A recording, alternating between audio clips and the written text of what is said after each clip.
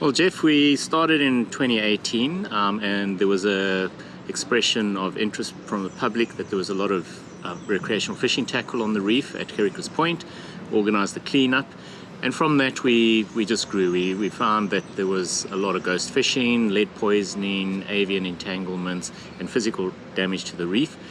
But whenever you're in the ocean nowadays, unfortunately what you get to see is a lot of plastic pollution. And so we decided to look at what is the extent of the plastic pollution and came up with the idea of doing a hiking expedition along the coastline, and that's where we are now. We've completed 5 expeditions, so in our series 1, so we've basically hiked from Hermanus to Cape Recife, 960 kilometers of coastline. There's 1 or 2 gaps in there because we couldn't get permission to go across certain sections of coastline, like Denell and that. But yeah, so this is going to be our 6th expedition, and this is the first in the series 2 of expeditions. So we're going to be going from Pringle Bay to Cape Recife. Okay, and the goals on this particular one? Well, what we're looking at is to check, are there any differences in plastic pollution? So our methodologies for surveying plastic, we categorize the plastic and we quantify it. So we've got a whole lot of different surveys, of which Trashy 20 is our main one.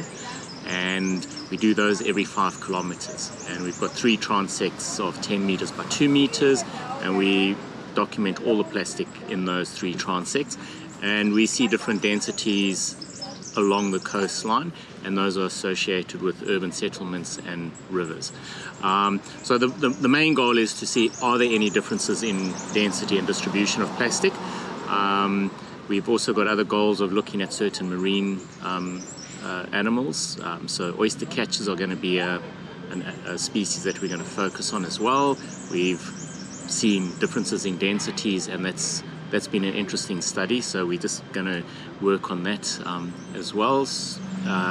We're looking at the rabies situation in the seals currently, so we'll be documenting that and passing that on to the relative authorities, so either State Vet or Cape Nature or Sandparks, depending where we are on our expedition this year. So this year is Pringle Bay to Struisbaai, so it's roughly about 220 kilometers of hiking, and we'll do that over 11 or 12 days. Starting 5th of October, and we're going to be going from Pringle Bay to Struisbaai.